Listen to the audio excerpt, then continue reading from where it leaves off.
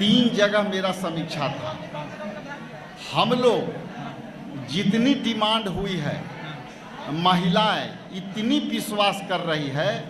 कि हमारे जो समीक्षा कर रहे थे, मेरे पास तिल रखने का भी जगह नहीं था। और उसका ये रिजल्ट हुआ कि हॉल में सारी महिलाएं रही। अंत में जितने हमारे पुरुष कार्यकर्ता और जो लोग आए थे, उनसे हमें आग्रह करना पड़ा कि आप लोग इस हॉल में महिलाओं के लिए स्थान रिक्त करें। ये हालत थी। सर एक छोटा सा क्वेश्चन है सर। कुछ दिन पहले सिवान आए थे प्रधानमंत्री, उन्होंने मढ़ौरा में बना हुआ रेल इंजन कारखाना, उन्होंने कहा कि साउथ अफ्रीका में एक्सपोर्ट होगा। कांग्रेस लगातार पलायन की कवायद कर रही है, डिजिटलाइजेशन की बात कर रही है, उसमें भी कहा कि बहुत बड़ा मील का पत्थर साबित होने वाला मढ़ौरा रेल इंजन कारखाना हो जाए। 2 करोड़ नौकरियां तो नहीं मिली, पलायन तो नहीं रुका। यहाँ 11 साल से केंद्र की सरकार है और 20 साल से जेडीयू की सरकार है। तो ये चुनाव में ये बातें क्यों आ रही हैं? अभी तो उनको नियुक्ति कर देना चाहिए था और पलायन पर स्कीम लॉन्च कर देना चाहिए था। तो ये ध्यान भटकाने वाले मुद्दे पर ये लोग काम करते हैं। और यहाँ बीजेपी के भी एजेंडा नहीं चलती, जदयू के भी एजेंडा नहीं चलती। यहाँ आरएसएस कहेगा तब ना उनका एजेंडा सेट होगा। हाल के दिनों में एक माननीय मंत्री ने तो स्पष्ट कर दिया,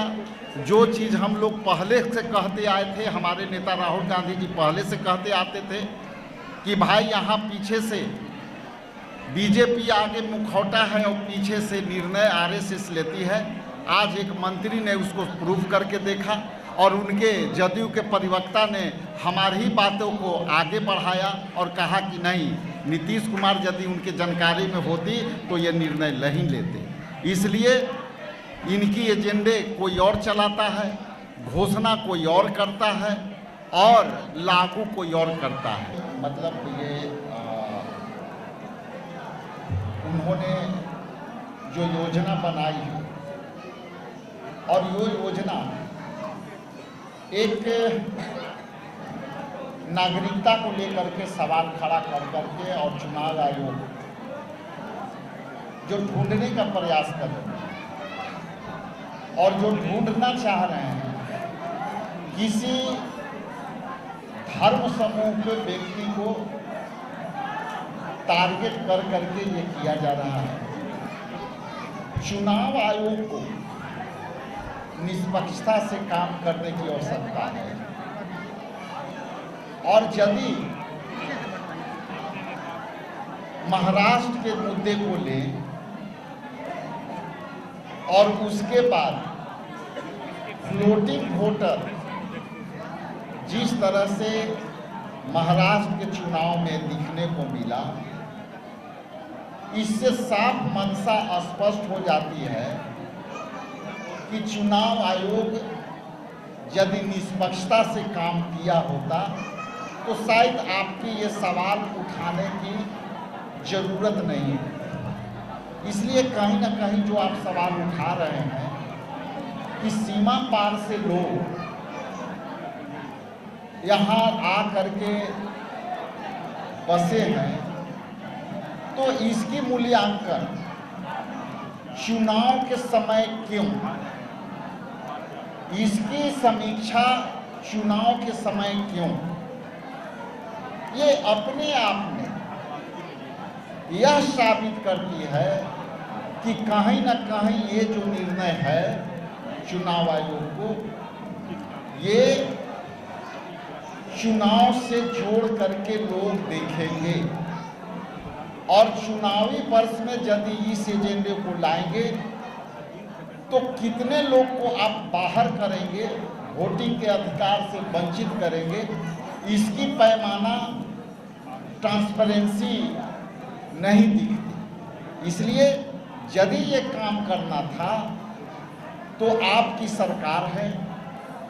आपकी गठबंधन की सरकार है और इसको आप 2 साल 4 साल पहले करा दिए होते तो चुनाव आयोग संदेह के घेरे में नहीं होता। इसलिए चुनाव आयोग को ये संदिग्ध जो निर्णय है इसको सरकार पीछे से काम कर रही है, इसलिए आने वाला समय में इनकी सवाल वाजिब होता है कि ये सवाल आखिर बार बार चैनलों के माध्यम से पूछा जा रहा है, इसके मतलब इस सवाल पर सवाल है। बहुत बहुत धन्यवाद। तो क्या कहिएगा 29 तारीख को राष्ट्रीय जनता दल आपका सहयोगी वो 29 तारीख उस पर विचार चल रहा है। वक्फ बिल पर पूरा गांधी मैदान पर उस पर हम लोग मिले हैं, एक दूसरे से डिस्कशन चल रही है और उस पर आपको हम लोग सहभागी होकर के आगे काम करेंगे। सर एक छोटा सवाल और रहेगा कि आप लोगों ने मातृ योजना के तहत आपने कहा था 2500 रुपया देंगे, लेकिन नीतीश कुमार लगातार महिलाओं को अपने ओर लाने के लिए तमाम प्रक्रिया अपना रहे, कह रहे हैं कि जो है हम लोग जो है 1100 पेंशन कर दिए आपका कार्यकर्ताओं का। ये दबाव में जिस तरह से राहुल गांधी जी ने कहा था लोकसभा में, खड़गे साहब राज्यसभा में कि जातीय जनगणना करा के रहूंगा, आज केंद्र सरकार जातीय जनगणना करने को मजबूर हुआ और उसने कैबिनेट से फैसला ले लिया, हाल में अधिसूचित भी कर दिया। उसी तर्ज पर हम लोगों के लिए जो बिहार सरकार, एनडीए की सरकार ने जो फैसला लिया है, ये माई बहिन मान योजना के दबाव में लिया गया फैसला है और यदि वो दिए हैं तो उनको 2500 रुपया भी कर देनी चाहिए। यदि हमारी गठबंधन की सरकार आएगी तो हम 2500 रुपया महिलाओं को देने का काम करेंगे और ये दबाव जनहित में यदि हुआ है तो ये कांग्रेस पार्टी महागठबंधन के दबाव में जनता को आंशिक रूप से फायदा होगी और हम लोग इस तरह के एजेंडे पर काम करते रहेंगे। दूसरा एजेंडा 200, इस पर भी आपके माध्यम से कह दे रहा हूँ, हमारी गठबंधन की सरकार आएगी तो प्रत्येक उपभोक्ताओं को 200 यूनिट बिजली हम फ्री देने जा रही है और यदि गठबंधन आएगी तो इसको हम पहले कैबिनेट के फैसले में ये फैसला लेंगे कि 200 प्रत्येक उपभोक्ताओं को हम बिजली बिल में रिबेट देंगे, उनको माफ करेंगे। अब ये बीजेपी के सरकार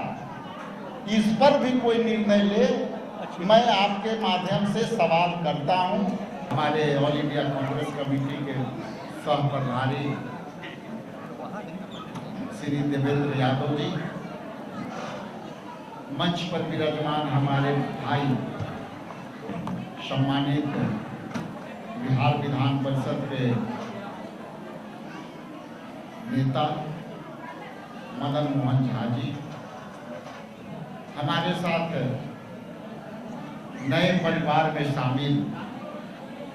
श्रीमती कमला कुमारी मांझी जी और दूसरे सदस्य जो परिवार में शामिल हो रहे हैं यूनिस हुसैन हकीम जी, सम्मानित गुरदयाल सिंह जी, इस तरफ से वैसे हमारे कोषाध्यक्ष सम्मानित जितेंद्र गुप्ता जी और नगेंद्र कुमार बीकर जी, सम्मानित मंजीत आनंद साहू जी, सम्मानित प्रवक्ता हमारे राजेश राठौर जी, सम्मानित विश्वनाथ बैठा जी और मंच के संचालन कर रहे सम्मानित पूनम जी और यहाँ उपस्थित हमारे मीडिया के सम्मानित सभी साथीगण, दूर दराज से आए हमारे जितने भी इनके समर्थन में उपस्थित सभी महिलाएं, बच्चे मैं सबको अभिनंदन करता हूँ, स्वागत करता हूँ। बड़ा ही आज सुखद दिन है और जब से बिहार प्रदेश कांग्रेस कमेटी जब नए दौर में निकला है और जब सामाजिक न्याय के योद्धा आदरणीय राहुल गांधी जी, मल्लिकार्जुन खड़गे जी, केसी वेणुगोपाल जी ने जो पूरे देश में जो एजेंडा उन्होंने सेट किया और उस एजेंडे में सामाजिक न्याय के एजेंडा जिसमें जातीय जनगणना होने जा रहा है, आदरणीय राहुल गांधी जी के मांग पर, और उस जातीय जनगणना में जो मुद्दे हैं जिसके जितने हिस्सेदारी उसकी उतनी भागीदारी, उसी से प्रभावित होकर कई बड़े बड़े वरीय नेता यहाँ शामिल हो रहे हैं और बड़ी ही सुखद अनुभव ये होती है कि जब बिहार प्रदेश कांग्रेस कमेटी में नए सदस्य शामिल होते हैं तो उनसे मैं जानने का प्रयास करता हूं कि आखिर आप कांग्रेस पार्टी में शामिल होने का निर्णय क्यों किया। तो ये स्पष्ट बातें आती है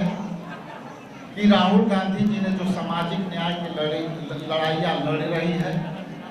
उससे हम लोगों के आशाएं बढ़ी है, और दूसरे तरफ जब सामाजिक न्याय के में आपको यहाँ बिहार प्रदेश कांग्रेस कमेटी के अध्यक्ष बनाया गया तो ये एक बड़ी विश्वास बनी और उस विश्वास के साथ हम लोग यहाँ आपके पार्टी में पार्टी के वसूलों और सिद्धांतों को हम लोग मानते हुए, राहुल गांधी जी के विचारधारा को मानते हुए, खड़गे साहब की विचारधारा को मानते हुए हम पार्टी में शामिल हो रहे हैं। इसलिए इनका जो सामाजिक कार्यकर्ता रहे हैं और ये खास करके जो कमला मांझी जी हैं, ये स्लम एरिया में सोशल जस्टिस के लिए काम करती थी और जब इनसे बात हुई, कई लोग से बात हो रही थी, तो इन्होंने कहा कि हम पार्टी से जुड़ करके हम सोशल जस्टिस में जो काम कर रहे हैं उसको और धारदार देना चाहते हैं और ताकत देना चाहते हैं और बिना पॉलिटिकल पार्टी के सहयोग के हम जो है इनको ताकत देने की परिकल्पना पूर्ण नहीं होती। इसलिए हमारी विचारधारा से शामिल होकर के और सामाजिक न्याय के में विश्वास रख करके और सोशल जस्टिस के लिए उन्होंने पार्टी में शामिल हुआ। इनको मैं कोटि कोटि धन्यवाद देता हूँ, आभार प्रकट करता हूँ। दूसरे साथी मोहम्मद यूनुस हुसैन हकीम जी, जो पूर्व अध्यक्ष बिहार राज्य अल्पसंख्यक आयोग के एवं अन्य कई संगठनों के अध्यक्ष रह चुके हैं। ये समस्तीपुर निवासी जो है दर्जनों समर्थकों के साथ आज ये भी ज्वाइन किया है और इन्होंने भी उसी समाज न्याय में खास करके अल्पसंख्यक के मुद्दे पर जो कई कांग्रेस के समय में जो है आयोग की गठन हुई और भाजपा सरकार ने उसको रोका और हाल के दिनों में वक्फ बोर्ड पर जिस तरह से बिहार में जो है समर्थित सरकार केंद्र में जो चल रही है, जदयू ने जिस तरह से समर्थन किया उससे काफी ये लोग आहत थे। उसी से प्रभावित होकर के इन्होंने कांग्रेस पार्टी को अपना सदस्य बनने का च्वाइस रखा। उनको भी मैं नए परिवार के रूप में शामिल करता हूं और धन्यवाद देता हूं कि आपकी आने से, आप दोनों की आने से हम सामाजिक लड़ाई को और धारदार बनाएंगे। इन्हीं चंद शब्दों के साथ आप सबका पुनः धन्यवाद। गोल जहां 27 वर्षों के सफर में 17,000 से भी अधिक छात्रों ने डॉक्टर एवं इंजीनियर बनकर भरे सफलता की ऊंची उड़ान, जहां साधारण छात्र भी असाधारण सफलता प्राप्त कर बना रहे इतिहास। दूरदर्शी शिक्षाविद श्री विपिन सिंह के मार्गदर्शन में मेडिकल एवं इंजीनियरिंग के लाखों छात्रों के लिए आशा की किरण के रूप में गोल्ड रिजल्ट फैक्ट्री